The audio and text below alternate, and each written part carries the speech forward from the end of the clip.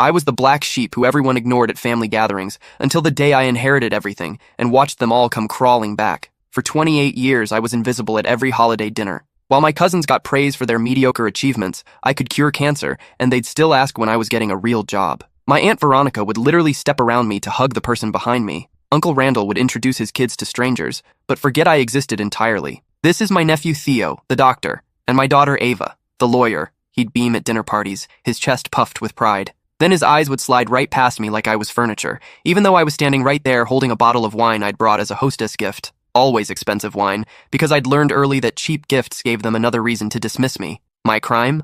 I dropped out of law school during my second year to start a tech company. In their minds, I was a failure who'd thrown away a prestigious career to play with computers. The fact that my company, Cloud Sync Solutions, was thriving and pulling in 7 figures annually meant absolutely nothing to them. I wasn't a lawyer, doctor, or banker, so I didn't exist in their carefully constructed social hierarchy. Quinn's going through a phase, my mother would explain to relatives who asked about my absence from family functions. He'll come to his senses eventually and finish law school. This was 7 years after I'd built my first $1 million client contract. I stopped trying after my college graduation ceremony. I'd earned my master's in computer science while working full-time, maintaining a 4.0 GPA despite pulling 60-hour weeks between my startup and coursework. When I shared the news in the family group chat, accompanied by a photo of me in my cap and gown, it went completely silent. Radio silence for 3 days. Meanwhile, when my cousin Finn got promoted to assistant manager at a coffee shop, a job that paid $12 an hour, it generated 47 congratulations, 3 separate celebration dinner invitations, and a group gift of a gold watch for the successful businessman in the family.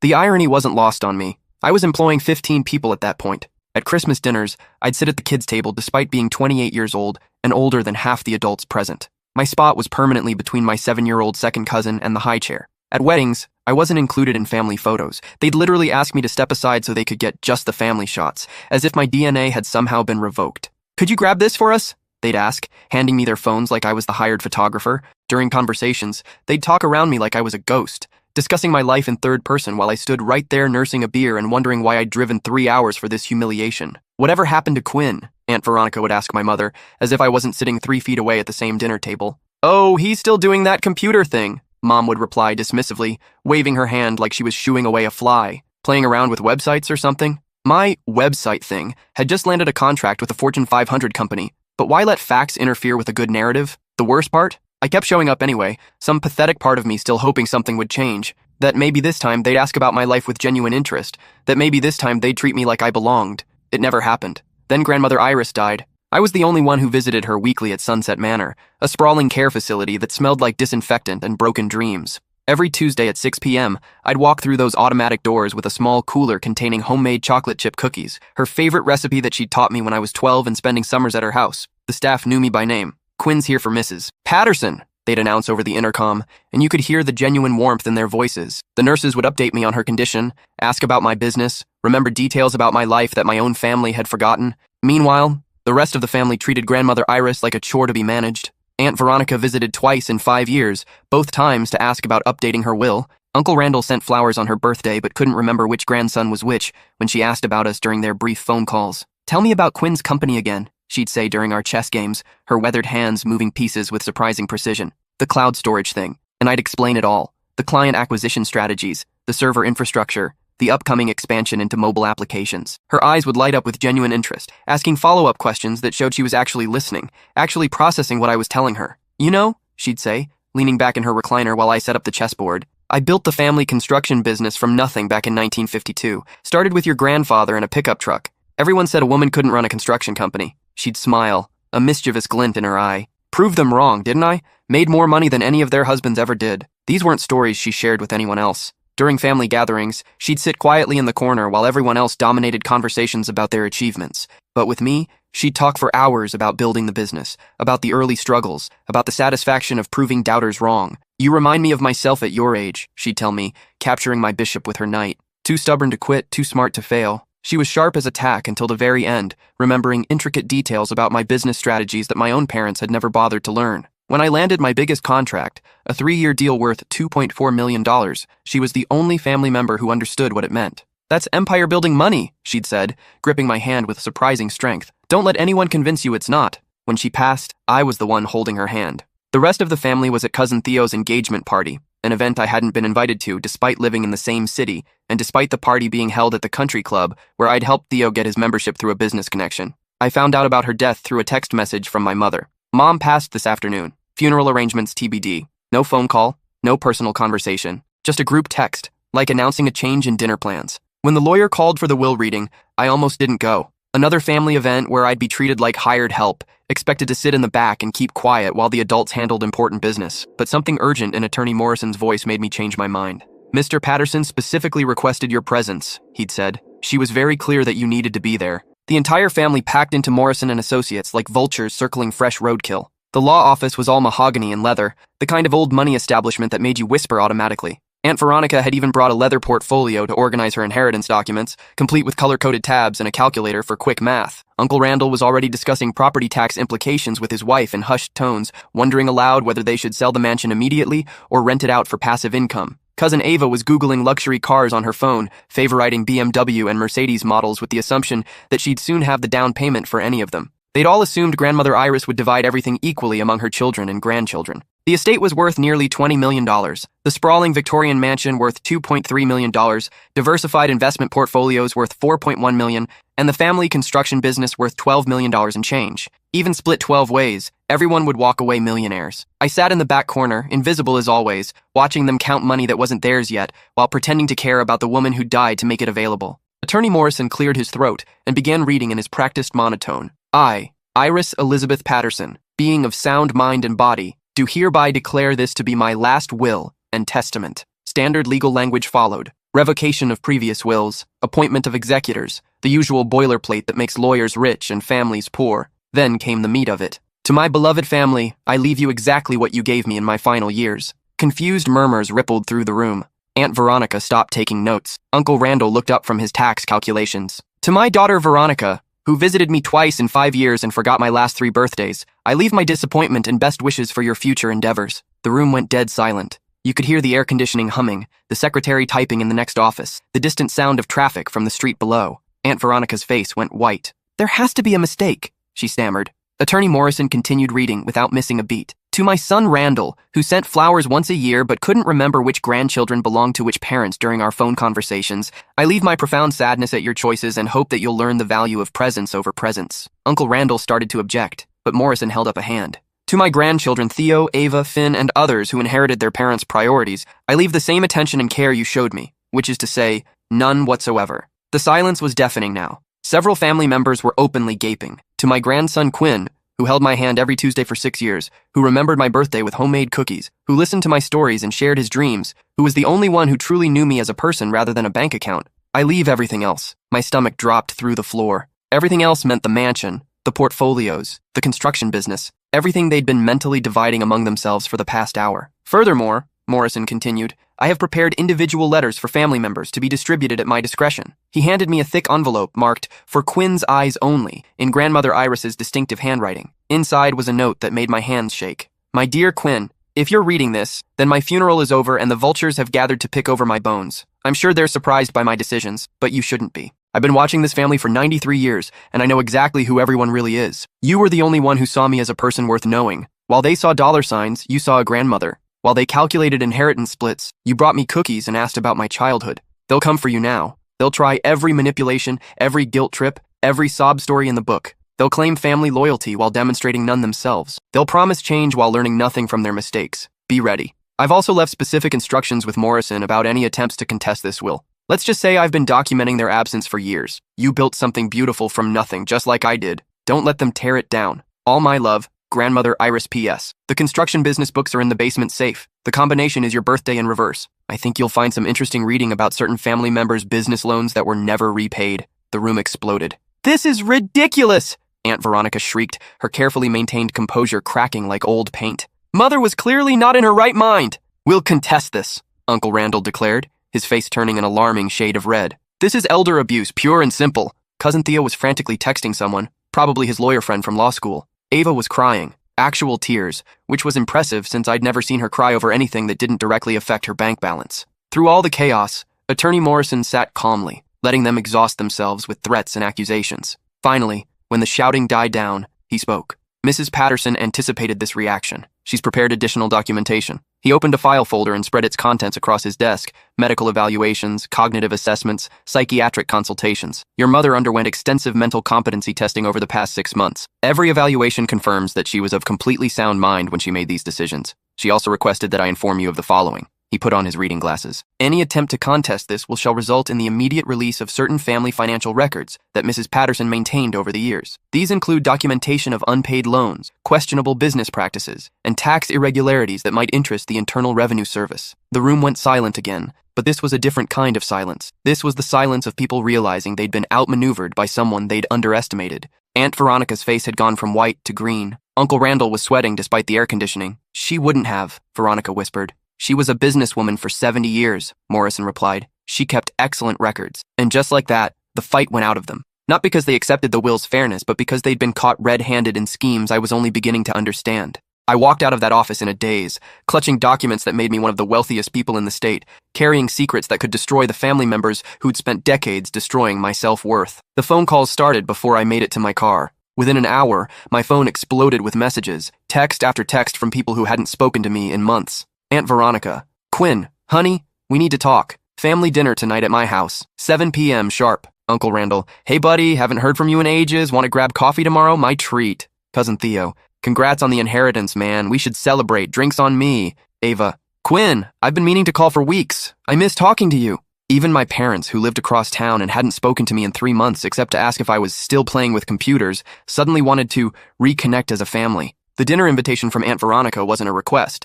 It was a summons disguised as hospitality. I almost didn't go. Part of me wanted to disappear, to process this life-changing moment in private, to figure out what the hell I was supposed to do with $20 million in a construction company I knew nothing about running. But another part of me, the part that had been invisible for 28 years, wanted to see what desperation looked like on the faces of people who'd spent decades making me feel worthless. I arrived at Uncle Randall's house to find them all waiting. But something was fundamentally different. For the first time in my life, every face turned toward me when I walked through the door. Not toward someone behind me, not toward someone more important, toward me. Quinn! Veronica practically lunged at me with a hug, enveloping me in designer perfume and false enthusiasm. You look wonderful. How's business? I've been meaning to ask about your company for months. It was the first time she'd asked about my work in 15 years. The first time she'd used my name without sounding like it tasted bad in her mouth. We've all been talking, Uncle Randall said, guiding me to the head of the dining room table. A seat that had never been offered to me before, not even when I was the only family member who showed up for someone's birthday. The head of the table, where the most important person sat.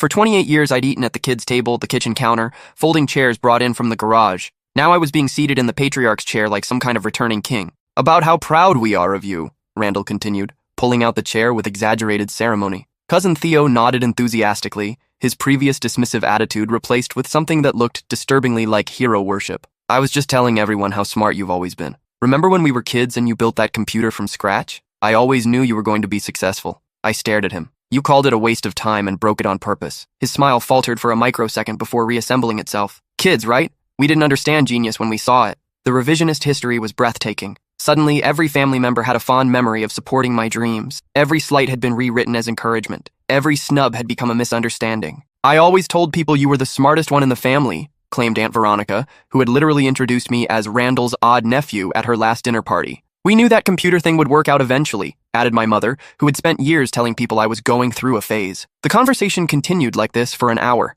a complete rewriting of 28 years of family history, presented with straight faces and earnest voices. But I could see the calculation behind their eyes, the way they measured each word for maximum impact. This wasn't remorse, it was strategy. The thing is, Aunt Veronica said carefully, setting down her wine glass and leaning forward with practiced concern, we're worried about you handling such a large inheritance alone. It's a tremendous responsibility. Overwhelming, agreed Uncle Randall. Life-changing money requires careful management. We want to help, added Theo. Family should stick together, especially during big transitions like this. Cousin Ava, who had been quiet up to this point, pulled out a folder that looked suspiciously prepared in advance. Maybe we could form a family trust, she suggested, spreading documents across the table. Pool the inheritance for everyone's benefit. Share the responsibility and the rewards. There it was, the real reason for this sudden family reunion. They'd spent the afternoon with lawyers and financial advisors, figuring out how to get their hands on money that legally belonged to me. The family trust idea was probably Uncle Randall's. He'd always been good at making selfish schemes sound philanthropic. Grandmother Iris would have wanted us to share, Veronica said, her voice heavy with manufactured emotion. She always believed in family unity. She wouldn't want her decision to divide us, added Randall. Blood is thicker than water. I almost laughed. These people who had ignored their own mother for years were now claiming to know what she would have wanted. You're absolutely right, I said finally. Money shouldn't divide families. Their faces lit up with relief. Victory was within reach. In fact, I continued, I've learned so much about family this week. I pulled out my phone and opened a voice memo app that I'd been using for years to record conversations, originally just to review later and figure out what I was doing wrong in social situations. Turns out I wasn't doing anything wrong at all. For instance, I learned that Aunt Veronica called me a basement-dwelling loser who'll never amount to anything just last Christmas. Would you like to hear the recording? Her face went pale. The wine glass slipped from her hand, shattering on the hardwood floor. Or Uncle Randall's theory that I'm probably autistic because I don't understand social cues and can't take a hint. I have that one too. He started to stammer, his confident demeanor cracking like ice in spring. My personal favorite is Cousin Ava explaining to her sorority sisters why she doesn't include me in family photos. Something about not wanting to be associated with family embarrassments and how my presence might hurt her social media image. I'd been recording family conversations for years, initially just trying to understand where I was going wrong, why I couldn't seem to connect with these people who were supposed to love me unconditionally. The recordings painted a clear picture. I wasn't the problem. They were. Quinn, please, Veronica started, but I held up my hand. Let me share my favorite conversation, I said, scrolling through months of audio files. This is from Easter dinner this year. You might remember, Veronica, you were explaining to Mom why I shouldn't be invited to family events anymore. I pressed play. Veronica's voice filled the room, crystal clear through my phone's speaker. He's just so awkward, and honestly, a little pathetic. Still playing with computers at his age? Theo's a doctor, Ava's a lawyer, Finn's moving up in management. What does Quinn have to show for himself? Some silly website business that'll probably fail anyway. Present-day Veronica looked like she wanted to disappear into the floor. Oh, but here's the best part, I continued, fast-forwarding to another section. Uncle Randall's voice. The kid's delusional if he thinks that computer stuff is a real career. When he comes crawling back to reality, maybe I'll throw him some construction work. Manual labor might teach him some humility. The silence in the room was deafening. For 6 years, I said quietly, I watched Grandmother Iris ask where everyone was. Every Tuesday, she'd look toward the door around dinner time, hoping one of you would visit. She'd save newspaper clippings about your achievements, wanting to feel connected to her family. Cousin Theo shifted uncomfortably in his chair. She'd ask me to show her your Facebook photos on my phone because she missed you. She worried she'd done something wrong, that somehow she'd failed as a grandmother. I stood up from the head of the table, this symbolic seat they'd given me as a prop in their manipulation play. I told her you were all just busy, I continued. I made excuses for you because I didn't want her to feel abandoned. But she knew. She was 93, not stupid. Quinn, please, Veronica started again. She knew that her own children visited twice in 5 years. She knew that her grandchildren couldn't remember her birthday. She knew that the only time anyone called was to ask about inheritance or to update her will. I walked toward the door, their eyes following me like I was a departing deity. You want to know what Grandmother Iris really wanted? She wanted her family to visit her, to call her, to remember her birthday, to treat her grandson, me, with basic human decency. We made mistakes, Uncle Randall said desperately, but we can change. We're family. You're absolutely right, I said, pausing at the threshold. We are family, and I'm giving you exactly what you gave me all these years. I looked each of them in the eye. Nothing. The aftermath was swift and brutal. The call started immediately, then the emails, then the lawyers. They tried everything to get their hands on the inheritance. First came the emotional appeals, tearful voicemails about family bonds and second chances. Then came the guilt trips, accusations that I was dishonoring Grandmother Iris's memory by being vindictive. When emotional manipulation failed, they escalated to legal challenges. They tried to contest the will, claiming Grandmother Iris was mentally incompetent when she made her decisions. Their case fell apart within a week, when my lawyer produced 6 years of video evidence, showing her sharp mind and clear reasoning. Footage I'd taken during our chess games and conversations, originally just to preserve memories of our time together. The recordings of her explaining her decision to disinherit them certainly didn't help their case. Grandmother Iris had been methodical about documenting her reasoning, and her words were devastating in their clarity. Quinn was the only one who treated me like a person instead of a bank account. He earned this inheritance through 6 years of genuine care and attention. The others can earn their way in life like he did. Next, they tried to claim I'd manipulated her, that somehow I'd used undue influence to turn her against her own children. That strategy collapsed when the nursing home staff testified about my weekly visits and the family's complete absence. The head nurse's testimony was particularly damning. In 6 years, Mr. Quinn never missed a Tuesday visit.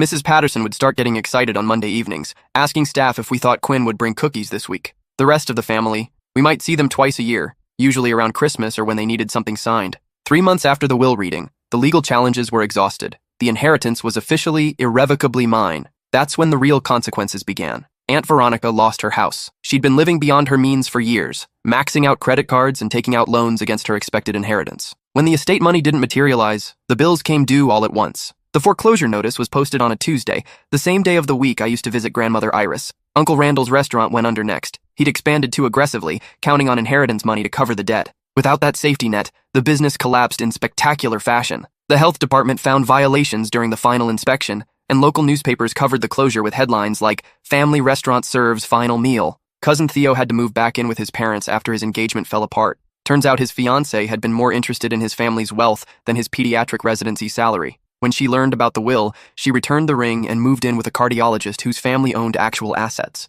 The family had been living beyond their means for years, banking on their inheritance to solve their financial problems. Without that expected windfall, their house of cards collapsed spectacularly. My parents made one last desperate attempt at reconciliation 6 months later. They showed up at my office, the sleek downtown space I'd leased after moving my company out of my home garage, with tears in their eyes and rehearsed speeches about family healing. "We love you," Mom said, her voice trembling with either genuine emotion or practiced manipulation. "Money doesn't matter. We just want our son back." "That's beautiful," I replied, not looking up from the financial report spread across my desk. Where was that love when I graduated college? When I started my business? When I needed emotional support during my divorce? Dad cleared his throat, straightening his tie like he was preparing for a business presentation. "We weren't perfect parents, Quinn, but we can start over. Family is forever." "You're right," I said, finally meeting his eyes. "You can start over. Just like I did when I stopped expecting anything from this family." I opened my desk drawer and pulled out a check I'd prepared weeks earlier, knowing this conversation was inevitable. "That's what you spent on my birthday gifts over the past decade combined," I said,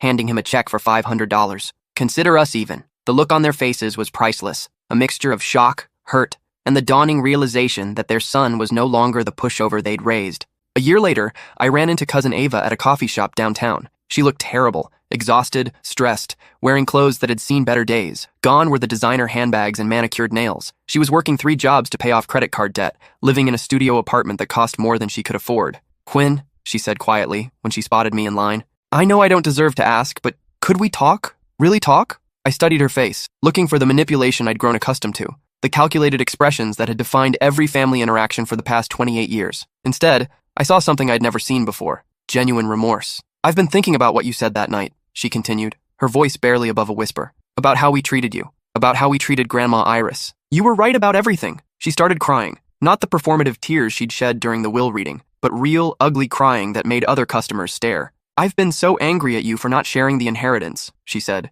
"But the truth is I'm angry at myself. We all are. We knew we were awful to you and we did it anyway." "Why?" I asked, genuinely curious after all these years. "Because it was easier than admitting we were jealous," she said, wiping her nose with a coffee shop napkin. "You were always the smartest, the most driven, the most genuine. You built something real while we coasted on family connections and expectations. And instead of celebrating that, we punished you for it. For the first time in my life, a family member was taking real accountability, not deflecting blame, not making excuses, not trying to minimize their actions, just honest, painful truth. "I don't expect forgiveness," she said, "and I'm not asking for money. I just wanted you to know that some of us finally understand what we lost." I bought her coffee, a small gesture but one that felt significant. We sat in a corner booth for 2 hours while she told me about losing her law firm job, about the debt she'd accumulated trying to maintain a lifestyle her actual income couldn't support, about the friends who disappeared when her circumstances changed. "I'm learning what you knew all along," she said, "that the only things worth having are the things you earn yourself." 6 months later, Ava was the only family member I invited to my wedding. She didn't ask for anything except the chance to be a real cousin. She helped plan the reception, gave a speech about how proud she was of the man I'd become despite the family's treatment, and never once mentioned money or inheritance or the past. The rest of the family saw the wedding photos on social media. Uncle Randall commented with congratulations and a subtle hint about his ongoing financial struggles. I deleted the comment without responding. Cousin Theo sent a long private message explaining how he'd always supported me and how he hoped we could rebuild our relationship. I read it once and archived it without reply. My parents didn't reach out at all, which was probably for the best. 3 years later, I'm running a nonprofit foundation in Grandmother Iris's name, funding technology education for underprivileged kids who remind me of myself at that age. Smart, driven, but lacking family support and financial resources. The construction business has expanded into 3 new markets under professional management. I kept it running not because I needed the money, but because Grandmother Iris had built it from nothing, and I refused to let her life's work die with her. The mansion has been converted into a community center that offers after-school programs, job training, and small business development courses. There's a plaque by the front door, Iris Patterson Community Center, where everyone belongs. Sometimes I wonder if I should have been more forgiving, if I should have given them second chances, shared the wealth, tried to rebuild those family relationships. Then I remember Tuesday evenings with Grandmother Iris, holding her hand while she asked why her family had forgotten her, and I know I made the right choice. Some things can't be bought, and forgiveness is one of them. You have to earn it through actions, not words. Through consistency, not convenience. Through presence, not presence. And after 28 years of being invisible, I finally learned that my presence was a gift, one that had to be deserved, not demanded. The black sheep doesn't always stay in the herd. Sometimes it finds a better flock. Sometimes it starts its own. It first. Sure. Yeah, but without Scarlett. WF? I'm okay. Sure, I guess. All right. Oh, that beach. Anyways, I guess I'll just wait for them. Ugh, it's so boring. Why are they taking so long? We're back. Ugh, finally. Okay, let's play hide and seek already. Okay. Sure. Aria.